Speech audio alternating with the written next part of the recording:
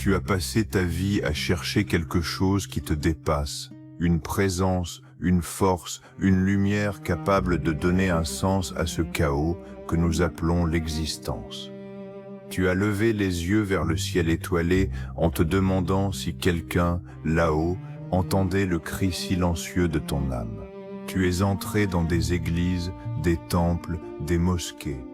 Tu as lu des livres sacrés, tu as suivi des maîtres, tu as récité des prières dans l'espoir qu'une voix te réponde enfin.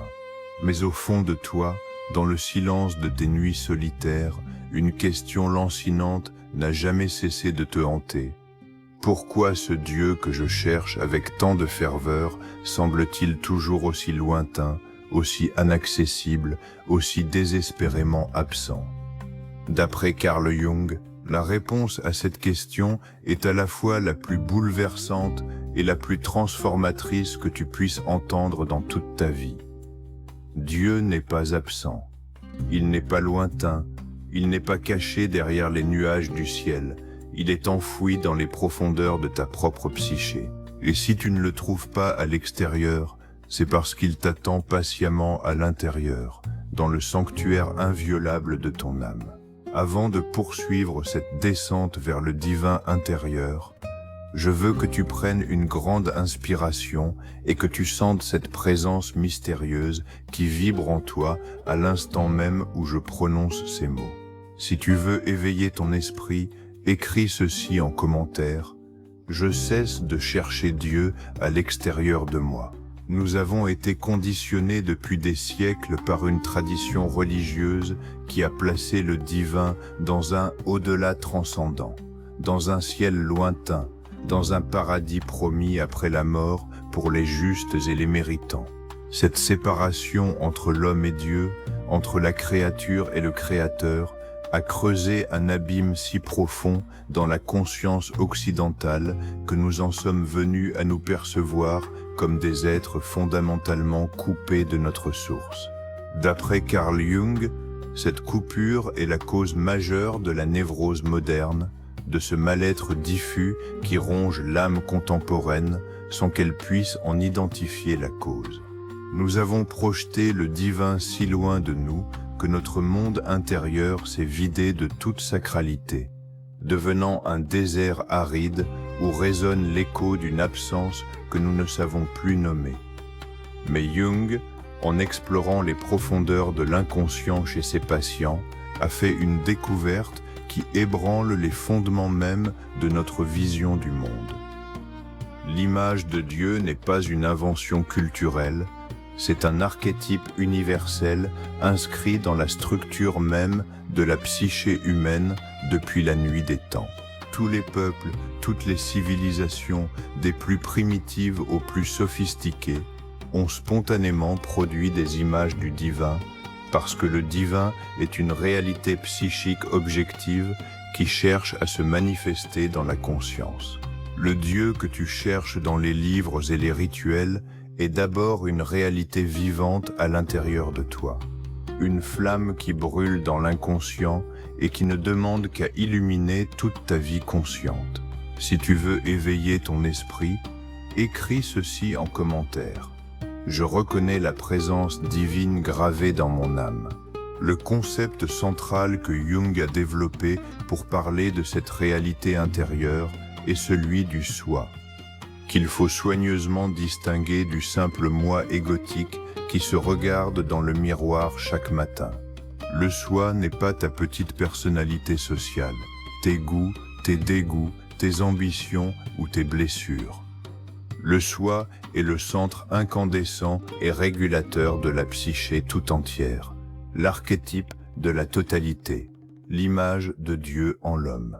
Quand tu rêves de cercles parfaits, de mandalas, de rosaces, de soleils rayonnants, c'est le soi qui se manifeste à toi dans le langage symbolique de l'inconscient.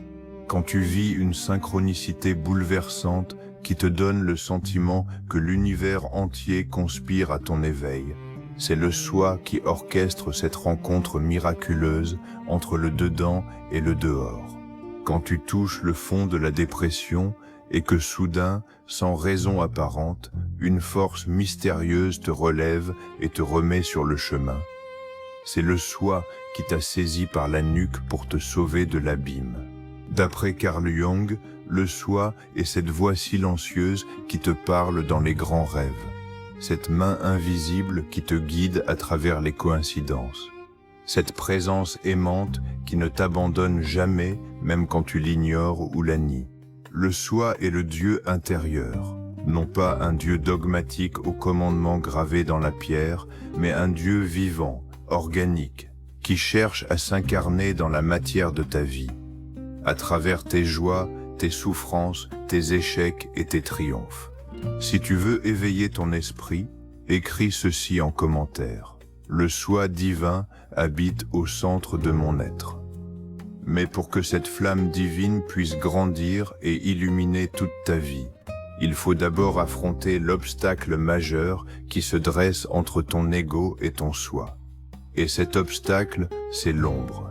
L'ombre, cette part de toi que tu as refoulée dans les ténèbres de l'inconscient parce qu'elle était jugée indigne, honteuse, inacceptable aux yeux de tes parents, de la société, de la religion.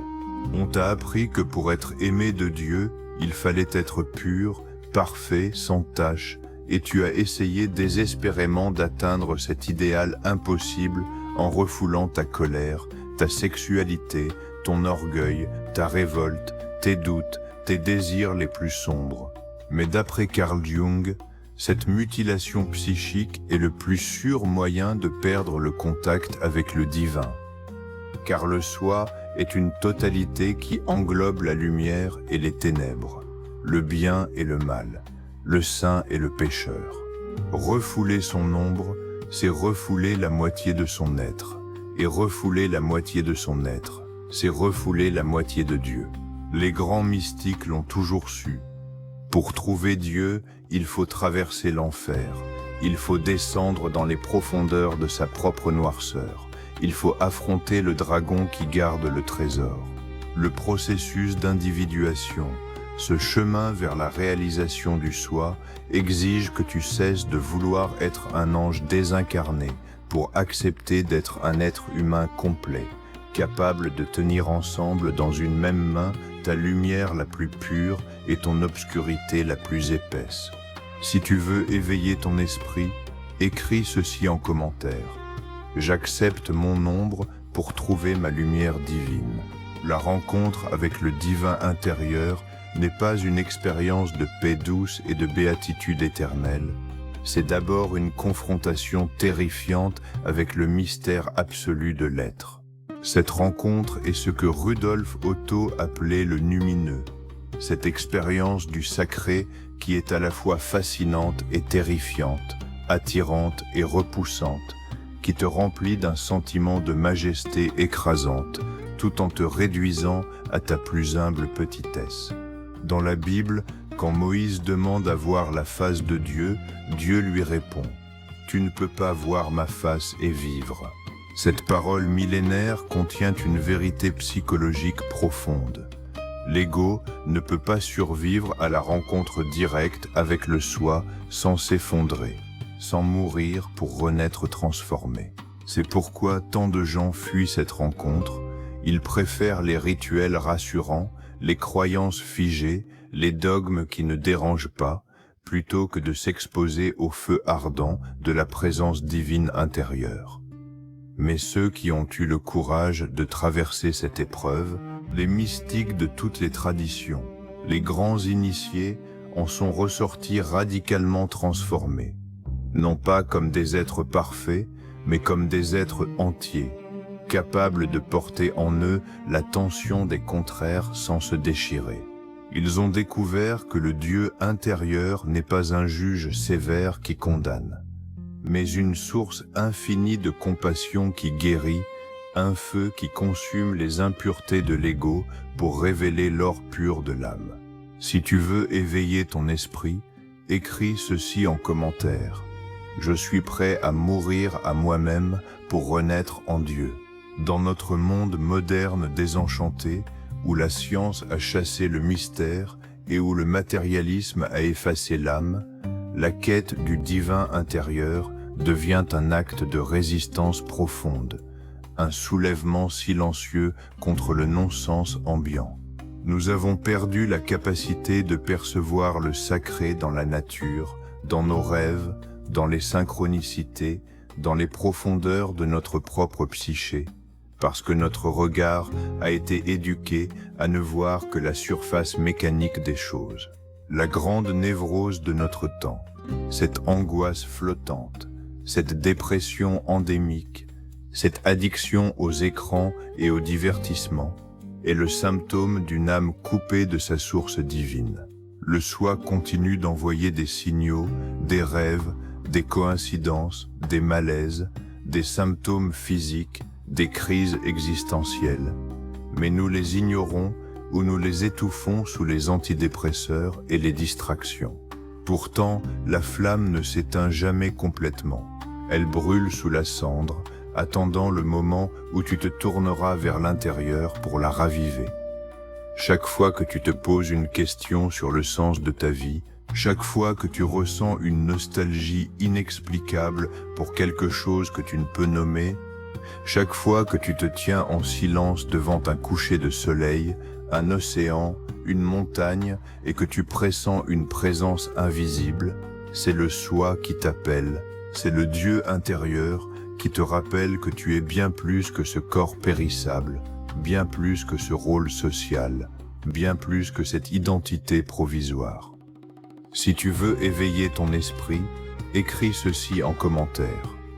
J'entends l'appel du divin dans les profondeurs de mon être.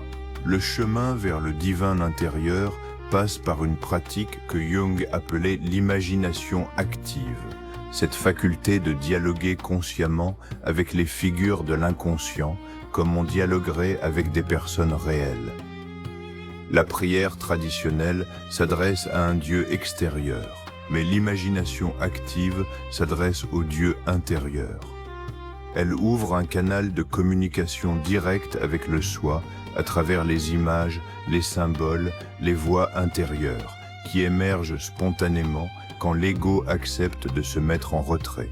Tu peux, toi aussi, cultiver cette relation vivante avec le divin en toi en notant tes rêves chaque matin, en méditant sur les synchronicités qui jalonnent ta vie, en écrivant des dialogues avec ton soi, en écoutant les intuitions qui surgissent dans le silence. Le Dieu que tu rencontreras dans ce dialogue n'est pas une idole muette, c'est une présence vivante et intelligente qui te connaît mieux que tu ne te connais toi-même, qui te guide avec une sagesse infinie, qui te console dans l'épreuve et te célèbre dans la joie. Plus tu nourriras cette relation, plus elle deviendra réelle, tangible, quotidienne, jusqu'à ce que la distinction entre ta volonté personnelle et la volonté du soi s'estompe dans une harmonie profonde. L'individuation est cette danse progressive entre l'ego et le soi, où l'ego apprend peu à peu à céder le pas à cette présence plus vaste sans pour autant s'annihiler, devenant le serviteur volontaire et joyeux de ce centre divin. Si tu veux éveiller ton esprit, écris ceci en commentaire: je dialogue avec le Dieu vivant qui habite en moi. Cette redécouverte du divin intérieur n'est pas seulement une affaire personnelle, c'est la condition même de la survie spirituelle de notre civilisation. Une humanité qui a perdu le contact avec le soi est une humanité livrée à la possession par les archétypes les plus sombres, au fanatisme idéologique, aux dictatures, aux guerres, à la destruction de la nature et au non-sens suicidaire. Tous les grands conflits extérieurs ne sont que la projection sur la scène du monde du conflit intérieur non résolu entre le bien et le mal, la lumière et l'ombre, l'ego et le soi. Inversement, un être humain qui a fait la paix avec son ombre, qui a intégré le divin dans sa vie consciente, qui est devenu le porte-parole du soi dans le monde, n'a plus besoin de projeter sa noirceur sur les autres. Il devient un agent de guérison, un porteur de lumière, un pacificateur. La transformation du monde ne viendra pas des révolutions politiques ou des avancées technologiques. Elle viendra de l'intérieur, du réveil du Dieu intérieur dans le cœur de chaque être humain, un par un, dans le silence inviolable de l'âme. Es-tu prêt à devenir l'un de ces porteurs de lumière, l'un de ces êtres qui ont choisi de faire le pèlerinage intérieur plutôt que de chercher des boucs émissaires à l'extérieur? Si tu veux éveiller ton esprit, écris ceci en commentaire: je deviens un instrument de la paix divine dans le monde. Nous voici arrivés au terme de cette plongée dans le mystère du divin intérieur. Souviens-toi que cette connaissance n'est pas un savoir abstrait à collectionner, c'est une expérience vivante qui doit être incarnée chaque jour de ton existence. Le Dieu dont nous avons parlé n'est ni un concept philosophique, ni une statue de pierre. C'est cette présence mystérieuse et aimante qui respire en toi à cet instant, qui fait battre ton cœur, qui tisse tes rêves la nuit et guide tes pas le jour. Tu n'as plus besoin de le chercher dans les temples et les livres. Tourne ton regard vers l'intérieur, descends dans le temple silencieux de ton propre cœur, et tu le trouveras. Pas demain, pas après la mort, pas quand tu seras devenu parfait, mais maintenant, ici, dans cet instant présent qui contient toute l'éternité. Si tu es resté avec moi jusqu'à ce point final, si tu as accepté de descendre avec moi dans les profondeurs sacrées de l'âme sans fuir ni te distraire, alors sache une chose, tu fais partie de ces êtres rares qui ont le courage de regarder en face le mystère brûlant de leur propre divinité. Tu n'es plus un orphelin de Dieu errant dans un monde absurde, tu es un temple vivant, un sanctuaire où le divin a choisi de résider pour se connaître lui-même à travers tes yeux, tes mains, ta voix, ta vie unique et irremplaçable. Si tu veux éveiller ton esprit, écris ceci en commentaire. Je suis vivant, je suis sacré, je suis le temple du divin. Je te remercie d'avoir offert cette heure à ton âme, d'avoir choisi la voie difficile de l'intériorité dans un monde qui ne valorise que l'apparence. Avant que ce moment ne s'achève, je te demande de laisser une trace de cette rencontre sacrée en likant cette vidéo, de rejoindre cette communauté d'âmes éveillées en t'abonnant à cette chaîne, et d'écrire un mot en commentaire, celui qui capture le mieux la nuance de l'émotion divine qui t'habite à cette seconde précise. Que cette flamme que nous avons ravivée ensemble ne s'éteigne jamais.